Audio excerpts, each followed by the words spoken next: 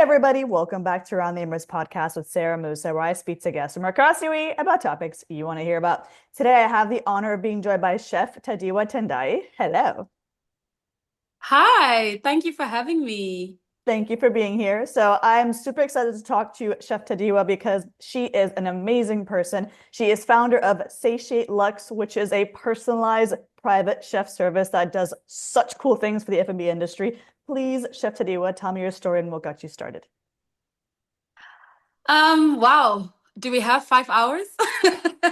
I'll give you six. I love it. So I basically grew up in Zimbabwe.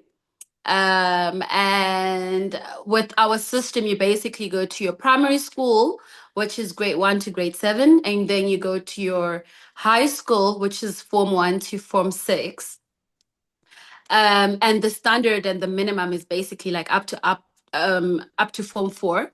And then after that, you can sort of like figure out if you want to do form 5, form 6, which most people do go for. But for me, when I got to form 4, I was like, school? Nah, I think I'm done with this. So I decided to leave school.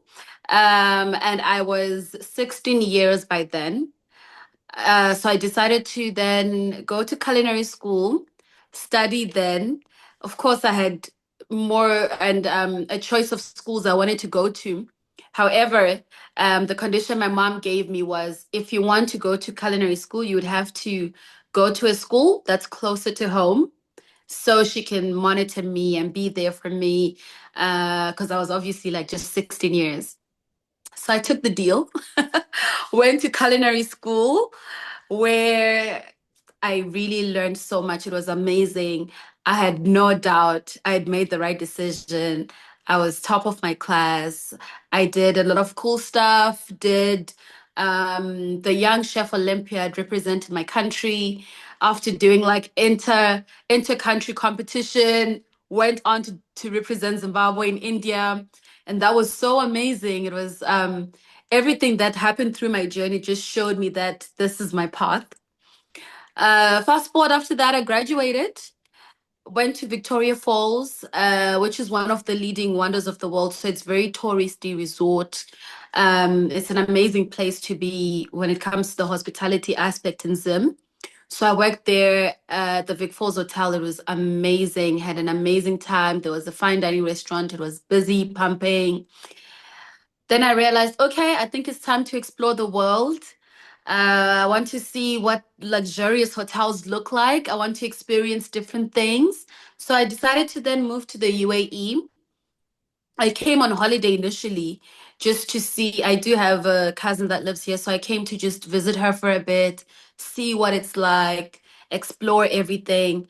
And I loved it. I was obsessed from the time I got here. The luxurious, the hotels, the lights, the energy. I applied for jobs, started applying for jobs, decided to stay, and I got my first job with the Tasha's Group, which required me to move to Abu Dhabi because there was the pre-opening team for the Tasha's Albertine branch. So I then moved to Abu Dhabi, worked for the Tasha's Group. It was good. I really loved it. I learned so much. Their standards are way up there. It was a very good start for me. Worked with the Touches Group, worked for Avli, went for training in Flamingo Room and their different brands. Worked there. It was very good for me to build my career. Then I got to a point where I was like, okay, it's amazing. The restaurant life is good, but how can I make a personal difference for myself and for the industry? And being someone who dines out a lot and who sees things, I started discovering that the industry as a whole is evolving. Trying to go to all my favorite restaurants, I have to, book way in advance. There's traffic everywhere. And I was like, there's a gap, there's an opportunity in the market to do something different. So I decided to start Satiate Lux, where I bring the restaurant to someone's home in different ways. Initially, when I started the business, I wanted to just do dining experiences and offer private chef services for high-end clients, people that like to have chefs in their house and that sort of concept. However, I also realized that there are a lot of young professionals that are driven here, that are working, that are busy. And sometimes they don't need a full-time chef, or they only want to book a chef for a special occasion. So how can I bring luxury to their doorstep every day? Then I decided to also add the meal plan service within my services. So Satiate offers customized gourmet meal plans and luxury dining services. And this is how it started. This is where my story sort of like evolved from the pain points and my passion, and I put it all together and I came up with Satiate Luxe.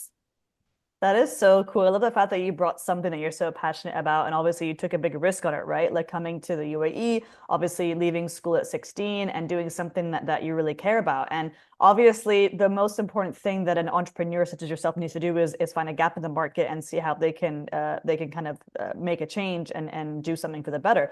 What would you say has been your biggest challenge in your journey, and how did you overcome it?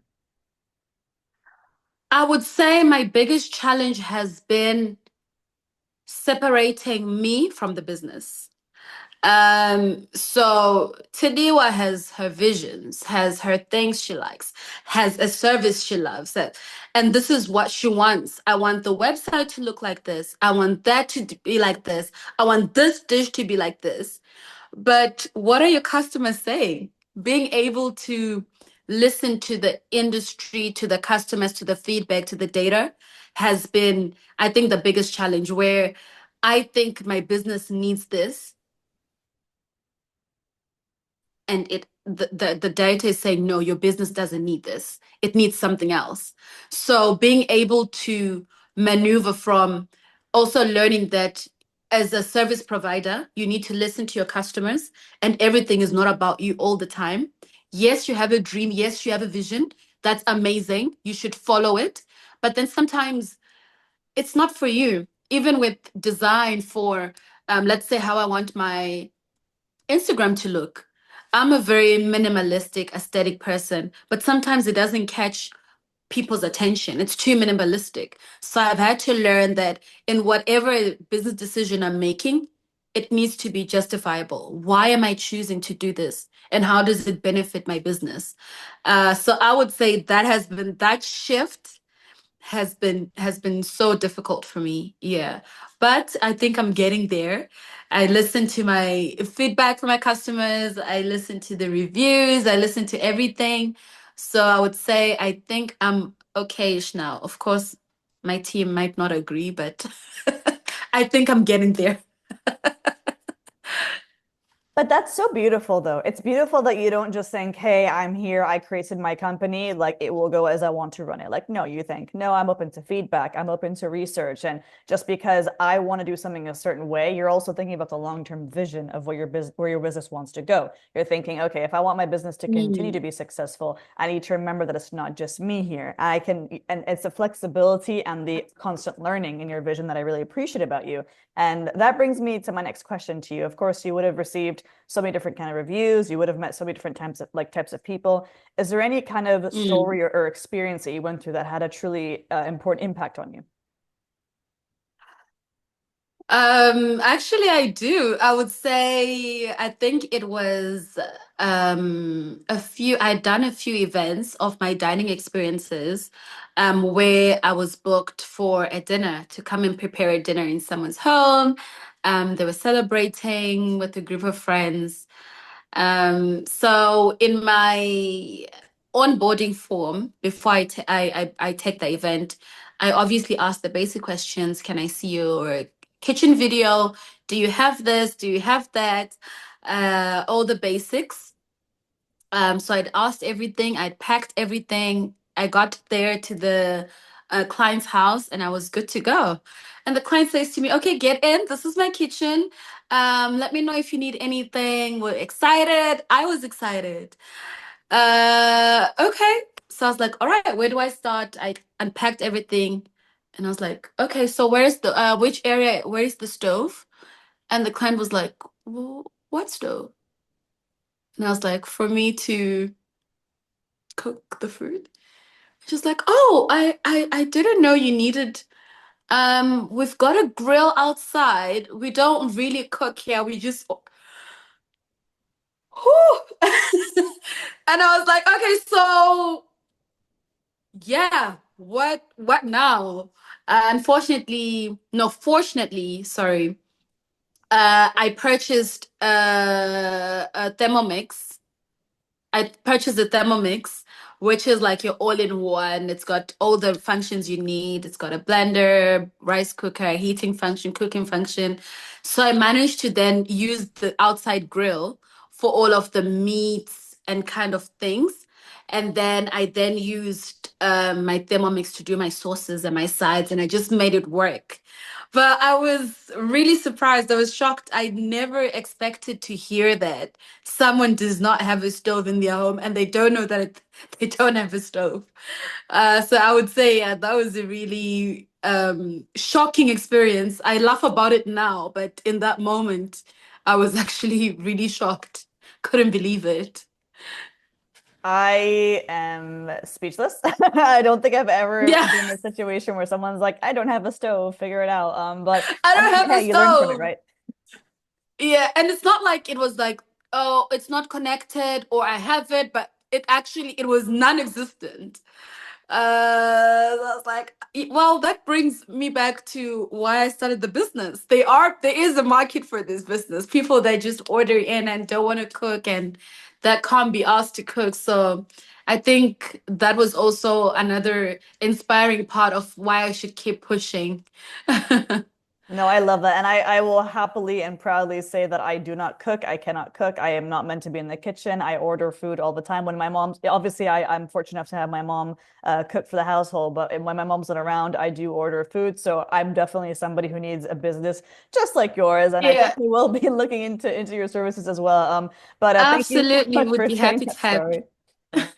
Um, Yeah, we would be happy to have you. I think for me, with my business, the main thing is I really want it to be a unique experience. That's what I thrive for. In the restaurants, working for restaurants was amazing. I loved the thrill, I loved the adrenaline of the kitchen, but I felt like I couldn't make a difference. I couldn't be personal to my customers. I wanted to for them to taste my passion in the food, even in the way I plan my dishes. I plan all my menus. Of course, if my team helps me cook them, but there's always my touch in everything that happens in my business, and I think that that would be like my main goal. I love that. And you've actually very smoothly taken us to the final question for the day, Chef. What word of advice do you have for listeners who are tuning into this episode today? I would say if they're thinking of getting into entrepreneurship, I think they should go for it. And to learn that nothing starts perfect. Sometimes you'll be thinking, oh my God, I need this, I need that, I need to know this, I need to know that. No matter how much you plan, no matter how much you think you know, it's not a journey that you can go through with steps to follow. It's always something where you need to start and then you figure it out. You listen to your market, you listen to your customers, and you just start and you do the best you can. I would say that is the first thing. That is the most important thing. And I would say if you wanted to start, choose something from your heart because when things get hard, because they will, that's a guarantee. Things will get tough, things will get hard. It needs to be something that you love because if it's something that you love, you can hold on to it. You can push, you don't give up. But if it's something that you're just doing because you think it'll bring you money, when it doesn't for a while, or when it stops, then you have nothing. However, when you have your passion and your love for whatever you're doing, it always keeps you going. And there's always an opportunity to recreate it and make it better.